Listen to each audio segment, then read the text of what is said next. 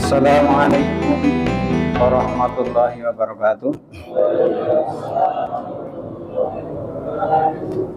Alhamdulillahirabbil alamin. Wassalatu wassalamu ala asrofil anbiya'i wal mursalin wa ala alihi wa sahbihi ajmain, amma ba'du. Puji syukur marilah kita panjatkan kehadirat Allah SWT sehingga pada malam hari ini, pada malam yang ke-23, ya, paling sedikit malam ke-23 ya.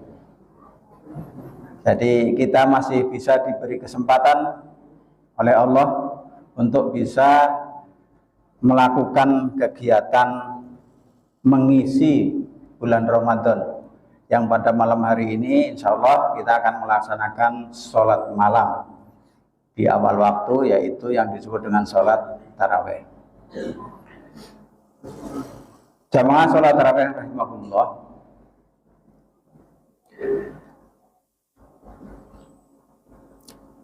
kewajiban yang dipikulkan kepada orang yang beriman pada bulan Ramadan adalah diwajibkannya itu agar orang yang beriman itu menjadi bertakwa, ya, seperti yang ada dalam perintahnya di surat Al-Baqarah. Ya. Secara umum orang menyebut bahwa bertakwa itu adalah melaksanakan perintah Allah dan meninggalkan larangannya. Ya. Nah sekarang secara spesifik takwa yang sebenarnya disebutkan oleh Allah SWT, marilah coba kita lihat. Ya. Jadi di dalam surat Al-Baqarah itu adalah Quran surat kedua, disebutkan A'udzubillahi minasyaitonirrajim. Bismillahirrahmanirrahim. Alif lam mim. Dzalikal kitabul la raiba fihi hudal lil muttaqin.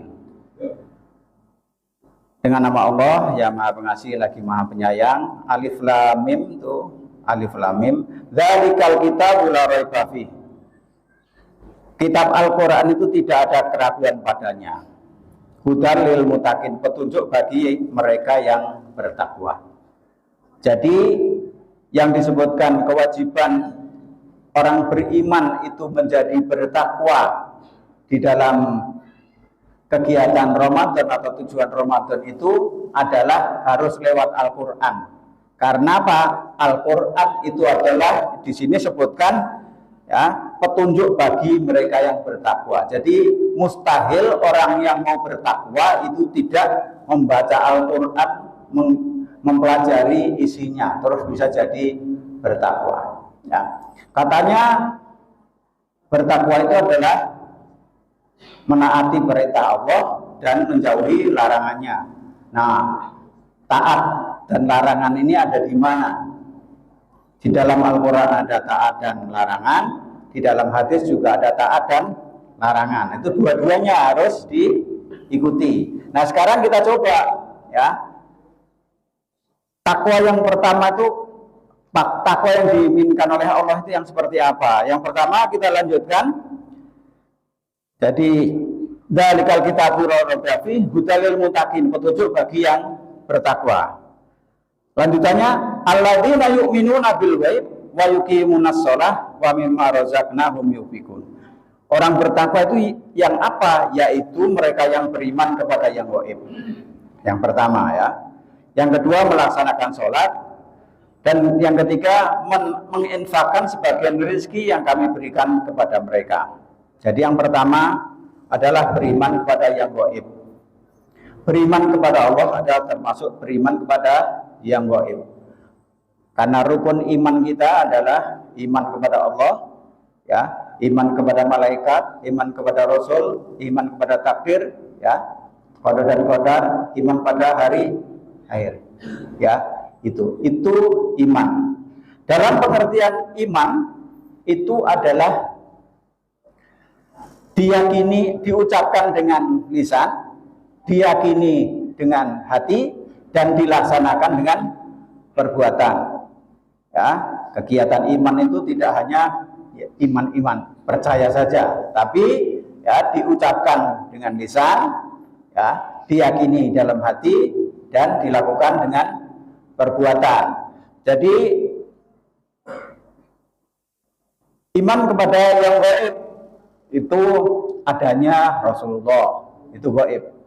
Adanya hari akhir, itu gaib. Ya kan? Besok bagi kita, besok hidup dan mati kita itu ya gaib. Orang kita nggak tahu besok itu mau seperti apa kan? Jadi gaib. Itu harus diyakini, ya.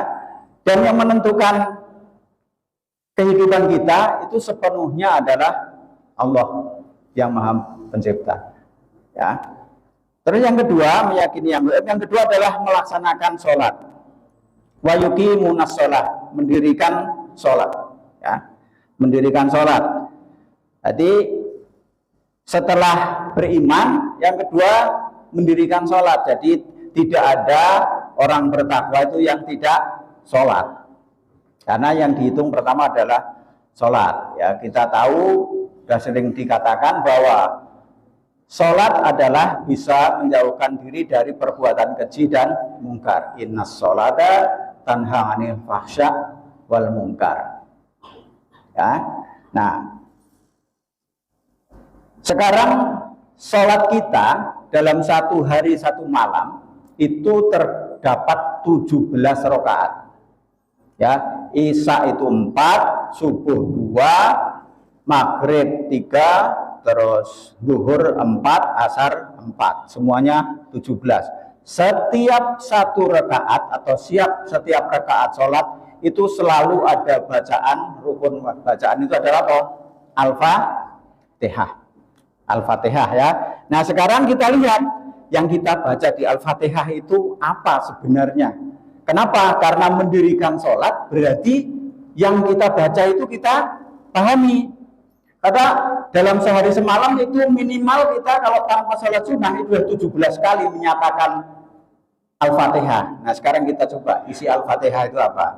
A'udzubillahi minasyaitonirrajim. Bismillahirrahmanirrahim. Alhamdulillahirabbil alamin. Segala puji bagi Allah Tuhan seluruh sekalian alam. Jadi kita menyatakan bahwa segala puji hanya bagi Allah Tuhan seluruh sekalian. Jadi kalau kita memuji orang, hati-hati karena nanti bisa-bisa jadi syirik. Menyerikatkan Allah, menyaingi pernyataan kita terhadap sholat kita, memuji-muji orang. Jadi kan muji-muji orang hati-hati. Ya, muji ya seperlunya. Ya, jangan sampai terlalu kuat sehingga mempengaruhi pujian kita kepada Allah, apalagi memuji-muji orang akhirnya sholat kita telat. Nah itu sudah nanti ya kalau Allah merasa disaingi bisa-bisa kita dapat hukuman ya. Segala puji bagi Allah. Terus yang kedua kita menyatakan apa? Ar-Rahman Ar-Rahim. Ar-Rahmanir Rahim, yang Maha Pengasih dan Maha Penyayang. Ya, tidak milih-milih kasih dan tidak milih-milih sayang, semuanya dikasih. Ya kan? Ada yang doa, ada orang Jawa puasa 40 hari 40 malam walaupun dia tidak sholat, puasa mutih, minta ilmu dia biar tidak bisa digores, ternyata sama Allah juga dikasih. Jadi kasihnya Allah itu ada orang yang memang benar-benar minta sakti, dikasih juga walaupun dia enggak sholat. Ya kan? Nah, kita di sini pengasih penyayang kita tentunya berbeda dengan yang kita inginkan itu. Karena kita dikasih sayang dengan beri rahmat yang sangat banyak. Kemarin oleh Ustadz Arimbi Husari dinyatakan bahwa rahmat kita itu sangat banyak. Ya. Nah, terus berikutnya Maliki Yaumiddin. Kita menyatakan dalam sholat kita Maliki Yaumiddin. Allah itu adalah pemilik dari hari pembalasan. Hari din yang akan datang. Jadi hari pembalasan itu apa? Hari di mana apa yang kita lakukan, kita amalkan di dalam kehidupan kita di dunia akan mendapat balasan pada hari pembalasan itu. Ya, kita menyatakan bahwa Allah adalah pemilik hari pembalasan. Berarti kalau kita menyatakan kepada Allah, ya, pembalasannya adalah nanti di hari pembalasan itu. Kita selalu menyatakan itu, ya. Ya. Maliki Yaumiddin. Iya karena Maliki Yaumiddin. Terus berikutnya kita menyatakan apa lagi? Iya karena budu wa iya karena nasta'in. Kita menyatakan hanya kepada Engkaulah kami menyembah dan hanya kepada Engkau lah kami minta pertolongan. Jadi dalam sholat kita itu kita menyatakan, ya Allah, hanya kepada Engkau kami menyembah dan hanya kepada Engkau kami minta pertolongan. Ya. Nah, sesuai enggak itu kalau memang menyembah dan minta tolong itu hanya benar-benar pada Allah? Kemarin dinyatakan bahwa kalau kita dalam masjid kayaknya kita taat benar, kita keluar dari masjid kok langsung ingkar gitu kan. Nah, barangkali kalau kita ingkar tanpa melihat, tanpa mau memahami Al-Fatihah yang kita baca, ya mungkin yang namanya sholat itu bisa menghindarkan dari perbuatan keji dan mungkar, ya nggak akan terlaksana. Sholat menjadi syarat menjadi orang yang bertakwa juga tidak akan mengena. Kenapa? Karena hanya ada di mulut kita menyatakan itu, iya karena butuh, iya karena nasta'in. Nggak ngerti artinya Bapak. Nah ini saya membaca ini berarti sama-sama semua sudah mengerti, memahami ya. Iya karena butuh, iya karena nasta'in. Hanya kepadamu kami menyembah dan hanya kepadamu minta pertolongan. Berikutnya, ihdinas siratal mustaqim, tunjukilah ya Allah kami jalan yang lurus. Nah, kita minta petunjuk. Terus siratal ladzina an'amta 'alaihim ghairil maghdubi 'alaihim waladdallin. Jalan yang lurus yang bagaimana? Jalan lurus adalah jalan orang-orang yang telah Engkau beri nikmat kepadanya, bukan jalan mereka yang dimurkai dan bukan pula jalannya mereka yang sesat, ya. Nah, di surat terakhir sebelum Rasulullah meninggal itu turun ayat yang menyatakan bahwa pada hari ini sudah aku lengkapkan Islam sebagimu dan din sebagai pegangan untukmu, ya. Itu. Jadi inna dina indallahil Islam. Jadi petunjuk yang ada yang lurus itu adalah Islam, ya. Itu din kita adalah Islam. Nah, secara garis besar nanti petunjuk-petunjuknya ada di dalam Al-Quran. Jadi orang-orang yang telah Engkau beri nikmat kepadanya itu yang beri nikmat pertama adalah Rasul, para nabi diberi nikmat, orang-orang yang soleh, ya. Jadi jalannya orang-orang yang soleh, jalannya para Rasul, para nabi, ya, itu bukan jalannya mereka yang dimurkai, ya, dimurkai dan bukan jalannya orang yang sesat. Orang yang sesat itu tentunya yang tergolong sesat adalah orang Yahudi dan Nasrani, ya. Nah, oleh karena itu dengan memahami isi ini kita memang menyatakan dalam sholat kita, ya, hanya beribadah kepada Allah, hanya minta perlindungan kepada Allah, minta pertolongan hanya kepada Allah, minta petunjuk jalan yang lurus hanya kepada Allah, diberi Islam. Tapi kita tidak mau melaksanakannya. Kalau mau melaksanakan berarti selama Ramadan ini sudah banyak pemahaman-pemahaman yang disampaikan, kita mencoba untuk bisa mengamalkan. Dengan mengamalkan itu nanti secara tidak langsung sebenarnya akan mengamalkan perintah Allah dan menjauhi larangannya, ya. Mengamalkan perintah Allah, kita sholat itu mengamalkan perintah wajib. Nah, sekarang menjauhi larangan. Yang namanya larangan adalah yang pertama adalah haram, ya. Yang kedua adalah makruh. Makruh itu larangan bukan? Makruh termasuk adalah larangan. Secara hukum makruh itu larangan. Kenapa? Boleh dilakukan tapi dimurkai kalau dijalankan, ya kan? Itu. Jadi yang masih pada nekat kita, MUI Majelis Ulama kita sudah menyatakan bahwa rokok itu haram, ya kan? Rokok itu haram. Tapi kita menyebutkan itu makruh. Nah, kalau makruh kita kan boleh. Nah, sama saja kita, kamu jangan kesana ya. Tapi hakikatnya kan orang tua melarang anaknya, itu anaknya kan juga bisa. Tapi kalau bandel terus-terusan kan dia juga nggak senang. Bisa-bisa terus dimurkai. Ya, Allah juga seperti itulah. Ya, jadi kalau kita nekat merokok sekali, 2 kali, 3 kali ya nggak apa-apa. Tapi kalau terus-terusan atau tiap hari kita sholat itu 17 kali menyatakan minta tolong, dikasih petunjuk bahwa larangannya diantaranya adalah rokok itu.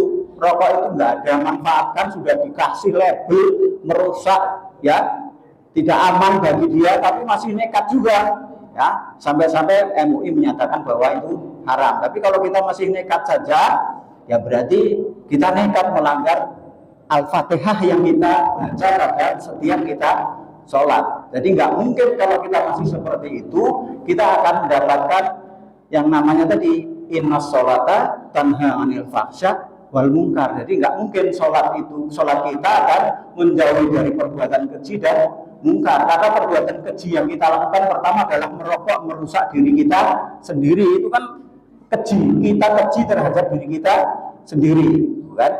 Mungkar dengan merusak diri kita sendiri, sebenarnya kita melakukan kemungkaran kepada diri kita sendiri. Kadang-kadang itu tidak disadari, ya kan? Nah, mungkin dengan setelah saya paparkan seperti ini, semoga 17 kali yang kita baca di dalam Al-Fatihah kita tiap hari itu dapat membimbing kita atau menunjuk kita bahwa orang bertakwa itu adalah sholat. Sholat itu membaca Fatihah. Fatihah itu ada pernyataan kita kepada Allah. Kalau kita ingkari, berarti ya nggak mungkin kita akan jadi orang bertakwa. Jadi kalau masih kita nekat kemungkaran itu kita lakukan, berarti tujuan Ramadan kita puasa terus, nanti terkena kepada pernyataan yang pada ceramah-ceramah yang pertama yang menyatakan bahwa Rasulullah itu pada saat naik mimbar itu ada 3 kali kata-kata amin. Yang pertama, amin kenapa? Amin karena udah Ramadan sampai selesai tapi tidak mendapat ampunan, tidak mendapat keberkahan. Kenapa? Karena Ramadannya sia-sia. Jangan sampai kita sudah hari ke-23 nih ya, masih ada 6 hari lagi kita masih menyia-nyiakan Ramadan kita agar kita menjadi bertakwa. Ya, Al-Fatihah masih kita baca tiap hari 17 kali. Kalau tambah sholat malam kita nanti ini 11 kali, tambah 11 ya. Mungkin itu, sehingga harapannya kita, kalau memang kita ingin benar-benar menjadi orang bertakwa dan akan mendapatkan Idul Fitri, kembali suci, marilah kita jauhi larangan-larangan Allah itu. Larangan yang makruh kita jauhi, perintah yang sunnah, ya, sholat sunnah kita jalankan. Semoga ada manfaatnya. Hanya dari Allah kalau itu kebenaran, dan saya kalau itu kebenaran. Bila saya bagi saya, Assalamualaikum warahmatullahi wabarakatuh.